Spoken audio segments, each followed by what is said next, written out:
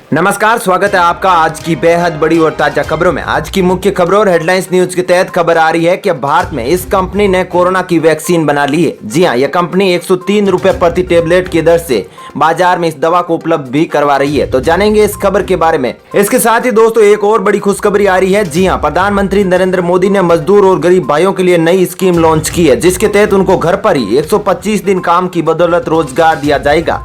तो जानेंगे इस खबर के बारे में। साथ ही दोस्तों अब चीन को लगा झटका। जी हां, अब भारत की 2000 कंपनियों ने चीन को दिया है यह झटका। तो जानेंगे इस खबर के बारे में। साथ ही दोस्तों महाराष्ट्र में शुरू की जा रही है मेडिकल से जुड़ी एक शानदार योजना, जिसमें आपको घर पर ही आईसीयू जैसा इलाज मिल सकेगा। इसके साथ ही दोस्तों आपको बता दें कि अब मनरेगा में रोजगार को 100 दिन से बढ़ाकर 200 दिन करने की कवायद तेज हो गई है, जिसके बारे में हम आपको बताएंगे। साथ ही साथ दोस्तों पढ़ाई को लेकर एक बड़ी खबर है। जी हाँ, पूरे देश में वन नेशन वन बोर्ड की मांग हो चुकी है, तो इस खबर के बारे में भी हम आपको बताएंगे। तो दोस्तों आज इन्हीं सब महत्वपूर्ण खबरों के बारे में आपको बताने वाले हैं। इसके अलावा भी कई बड़ी और अन्य महत्वपूर्ण खबरें हैं, जिसके बारे में हम इस वीडियो में जानेंगे। तो दोस्तों वीडियो को अंत तक जरूर देखें। साथ ही दोस्तों वीडियो में आगे बढ़ने से पहले आपसे एक छोटी सी रिक्वेस्ट है, इस वीडियो को लाइक और चैनल को सब्सक्राइब जरूर करें। साथ ही हमारे जाबाज कोरोना वीरों के लिए दिल से कमेंट में जय हिंद वंदे मातरम जरूर लिखें। साथ ही साथ दोस्तों अपने राज्य व जिले का नाम कमेंट बॉक्स में जरूर लिखें, ताकि हम आपके कमेंट्स पढ़कर आपके गृह क्षेत्र की खबर आप तक ला सके। तो चलिए दोस्तों बिना देरी किए फटाफट से जानते हैं आज की सभी बड़ी खबरों को। पहली खबर, कोरोना का असर इस बार नहीं होगी कांवड़ यात्रा, उत्तराखंड, उत्तर प्रदेश और हरियाणा के बीच बनी आम सहमति। जी हां दोस्तों, वैश्विक महामारी कोविड-19 के मद्देनजर उत्तराखंड, उत्तर प्रदेश और हरियाणा के मुख्यमंत्रियों के बीच इस साल कांवड़ यात्रा निरस्त करने को लेकर शनिवार को आम सहमति बन गई है। उत्तराखंड के मुख्यमंत्री त्रिवेंद्र सिंह रावत ने इस बारे में उत्तर प्रदेश तथा हरियाणा के मुख्यमंत्रियों से वीडियो कॉन्फ्रेंस के जरिए बात की है। आपको बता दें कि सभी ने सहमति जताई है कि वार्षिक कांवड़ यात्रा इस वर्ष रद्द की जानी चाहिए। गौरतलब है कि कांवड़ यात्रा के दौरान हरिद्वार में शिव भक्तों की भारी भीड़ उमड़ती है। चलिए दोस्तों अब जानते हैं अगली खबर। महाराष्ट्र ने शुरू किया टेली आईसीयू का परीक्षण, घर पर ही मिलेगा मरीज को आईसीयू जैसा इलाज। जी हां दोस्तों, महाराष्ट्र के स्वास्थ्य मंत्री राजेश टोपे ने शनिवार को कहा कि राज्य सरकार कोविड-19 के गंभीर मरीजों के इलाज के लिए मुंबई और अन्य 6 शहरों में प्रायोगिक स्तर पर टेली आईसीयू सुविधा शुरू कर रही है। उन्होंने बताया कि मेडिस्केप फाउंडेशन ने इस तकनीक का उपयोग करने का प्रस्ताव दिया है। इसमें विशेषज्ञ डॉक्टर मरीज के बिस्तर से जुड़े उपकरणों के मॉनिटर पर आने वाली रीडिंग्स को देखकर उनके लिए अच्छा इलाज बताएंगे। वहीं मंत्री ने बताया कि इस तकनीक का उपयोग मुंबई, ठाणे, जलगांव, सोलापुर, औरंगाबाद, अकोला और जालना में किया जाएगा।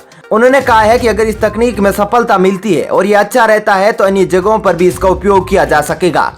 चलिए दोस्तों अब जानते हैं अगली खबर।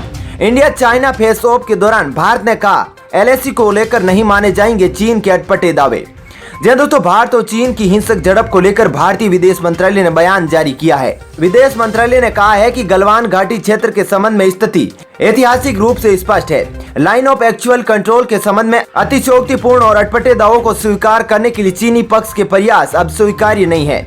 ये दावे चीन की अपनी पिछली स्थिति के अनुसार नहीं है, इसलिए इस प्रकार के किसी भी दावे को भारत सरकार स्वीकार नहीं करेगी। चलिए दोस्तों अब जानते हैं अगली खबर। देश में रिकवरी रेट हुआ 54.13%, 24 घंटे में ठीक हुए 9120 मरीज।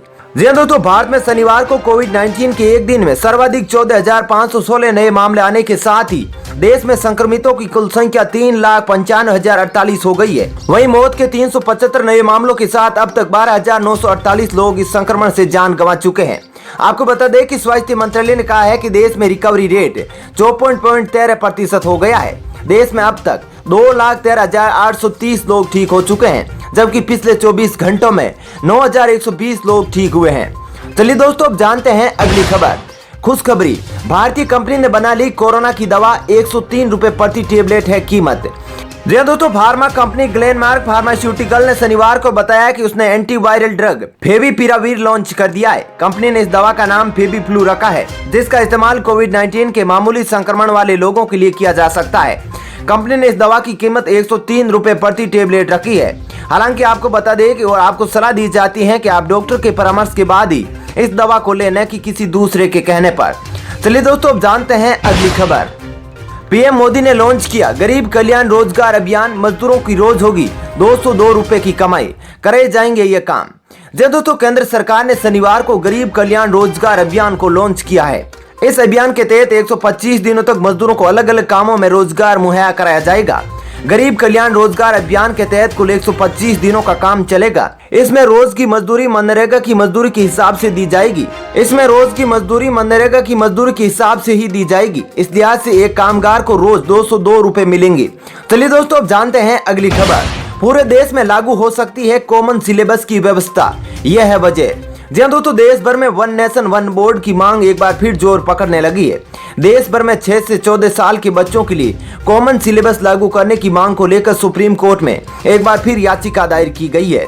चलिए दोस्तों, अब जानते हैं अगली खबर। चीन को लगा तगड़ा झटका, 2000 कंपनियों ने उठाया ये कदम। जी हाँ दोस्तों, भारत को आत्मनिर्भर बनाने के लिए नोएडा की 2000 औद्योगिक इकाइयों ने चीन के साथ व्यापार संबंधों को अलग कर दिया है।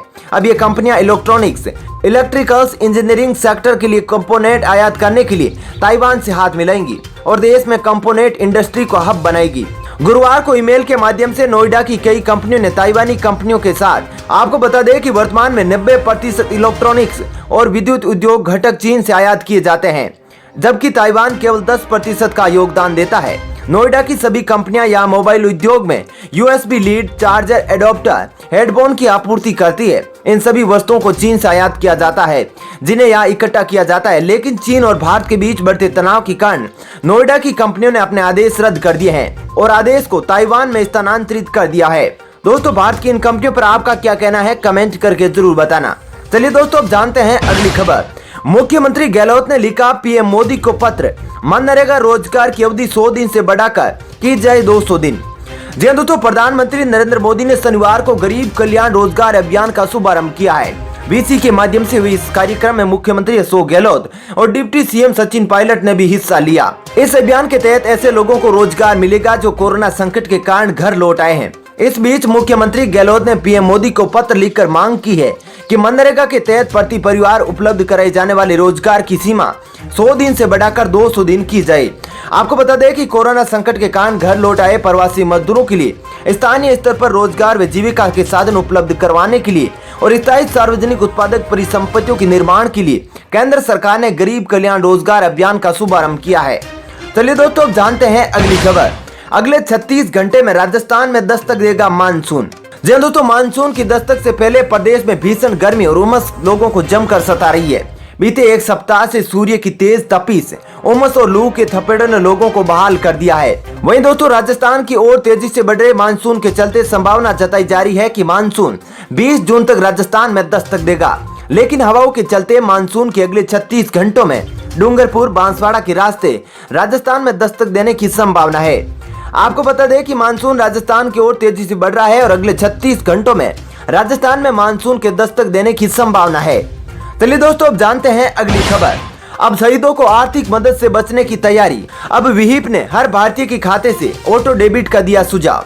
जी दोस्तों, आपने क्रेडिट कार्ड बिल, बिजली के बिल और यहाँ तक कि टीवी रिचार्ज के लिए ऑटो डेबिट सुविधा के बारे में सुना होगा, लेकिन क्या आपने वित्तीय सहायता के लिए ऑटो डेबिट के बारे में सुना है, और खासकर देश के लिए शहीद जवानों की आर्थिक मदद के लिए? अगर पीएम मोदी ने विश्व हिंदू परिषद का सुझाव मान लिया तो आने वाले दिनों में ऐसा ही हो सकता है। दरअसल लद्दाख के गलवान घाटी में चीनी सैनिकों से झड़प में 20 भारतीय जवानों की शहादत के परिप्रेक्ष्य में विश्व हिंदू परिषद ने पीएम मोदी को पत्र लिखकर सुझाव दिया है कि जब भी किसी सैनिक का बलिदान हो तो भारत के प्रत्येक नागरिक के बैंक खाते से उसकी एक बार की स्थायी स्वीकृति के आधार पर स्वतः ही ₹100 काटकर बलिदानी सैनिक के खाते में सीधे चला जाना चाहिए। आपको बता दें कि अगर विहिप का यह सुझाव मान लिया गया तो सरकार ऐसा तंत्र स्थापित कर सकती है जिसमें खाता धारकों से एक बार सहमति मिलने के बाद हर बार प्रत्येक भारतीय जवान की शहादत पर खाते से ₹100 की राशि ऑटो डेबिट की जा सकेगी।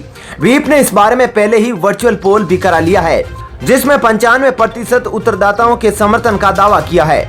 चलिए दोस्तों, अब जानते हैं अगली खबर। राजस्थान में निजी अस्पतालों व प्रयोगशालाओं में ₹2200 में होगी कोविड-19 की जांच। जी दोस्तों, राजस्थान के निजी अस्पतालों और प्रयोगशालाओं में कोरोना वायरस संक्रमण की जांच अब ₹2200 में होगी। राज्य सरकार ने शनिवार को इसके बारे में निर्देश जारी किया है। अतिरिक्त मुख्य सचिव रोहित कुमार सिंह ने सभी निजी अस्पतालों और प्रयोगशालाओं के लिए निर्देश जारी किया है। दोस्तों, फिलहाल इस वीडियो में इतना ही। ऐसी ही खबरें देखते रहने के लिए आप हमारे चैनल को सब्सक्राइब कर सकते हैं। साथ ही दोस्तों, वीडियो के बारे में आपकी जैसी भी राय हो कमेंट करके जरूर बताएं। और दोस्तों, यदि आप भी हमारी मेहनत को सपोर्ट करना चाहते हैं तो इस वीडियो को लाइक और शेयर कर सकते हैं। धन्यवाद।